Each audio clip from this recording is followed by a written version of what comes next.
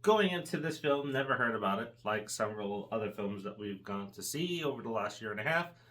Watched a part of the trailer just to see if I was going to be interested in seeing it, and I was not disappointed. Welcome to another episode of the Popcorn Confessional, and this is Dave from Nerdbox, and I'm accompanied by my wife, Jen, also from Nerdbox.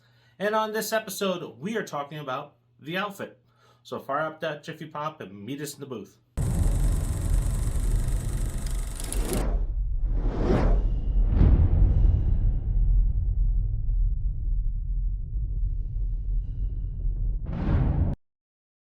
Chicago, 1956. Leonard is an English cutter, not a tailor, who has migrated to the States after the war.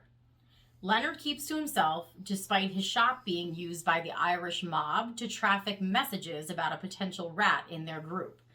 One night after a heist gone wrong, two of those mobsters end up at his door to lay low while the heat dies down, leaving them to begin a debate on who the rat is.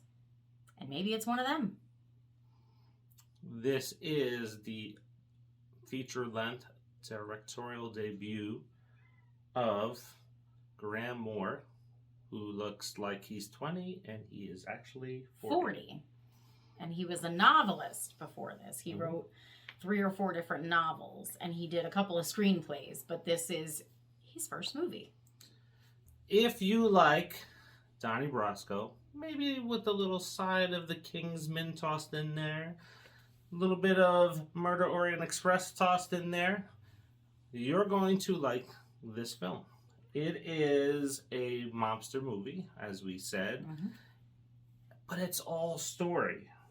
And it's excellent story. So I think you really get to see where Graham's writing prowess comes into play with this. Because the storytelling for this is so good, backed up by tremendous acting in the film too. Leonard, he just like pulls you in right away. Like he's this older gentleman, and he's in his later years, and he just wants to go about his life. And he just wants to have a simple, quiet life and make suits. That's all he wants to do. And of course, it's Chicago, so anything that kind of deals with the mob always kind of piques my interest, and you don't always get a really good movie. And it's not like Donnie Brasco, but it just has that feel for me, where you have these relationships forming and there's a story being told around it. You don't have to go into seeing people, shooting bars up and laundering money and all this other things. This is just a great story with a minimal number of people in the cast. Yeah, I mean, the cast was pretty small. There were not a lot of characters. 5? Yeah, I think so. 5 or 6, but that's all you needed, really. I mean, you didn't need any more than that.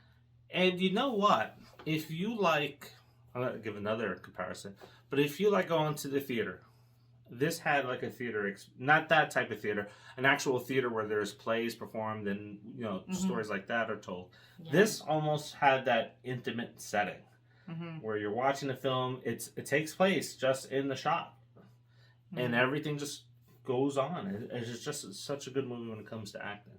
Now, what did you think of this one? I was pleasantly surprised. Again, I didn't know what this movie was, and the only thing that I had looked at was the little synopsis that's on the theater, on the app. And I'm like, okay, it's about clothes and the mob. Okay, well, there's nothing else to see. We'll go see it. And I absolutely loved this movie. I thought the acting was just spot on by everyone, and there was even a little like comic relief in there, which was really good too. And the only name that I recognized was Zoe Deutsch, who played the secretary, and now she's been in a lot of movies, but everyone did an amazing job. They just crushed it. Well, I recognize Richie, who's played by Daniel O'Brien. Dylan O'Brien? Yeah, same thing. To D&O O'Brien. He'll get over it. He don't watch the video anyway. And if he did, hi. Anyway, so I recognized him from something, but he did a very good job. Again, Leonard, played by Mark Rylance. he just sucked me in. Yeah. Now, it's a movie where it ends. He's like, you know what? I would like to see where the story goes next. I would like to see a sequel to the story. Yeah. I would like to see another movie by Graham in the future. Yeah. And if his books are like this, he may almost get me to read a novel. It's been a long time. But if he's got such good storytelling on screen, I can imagine what kind of storytelling he has in a book. Because, let me tell you, it was like Agatha Christie and me being a kid all over again watching the film. It was just that good. Yeah. Now, what do you rate this one? I would go see it again in the theater. I agree. I would go see this one in the theater again as well. So, I don't know if we'll get a chance to, because there's a lot of movies coming out. Yeah. Mm-hmm. What is it?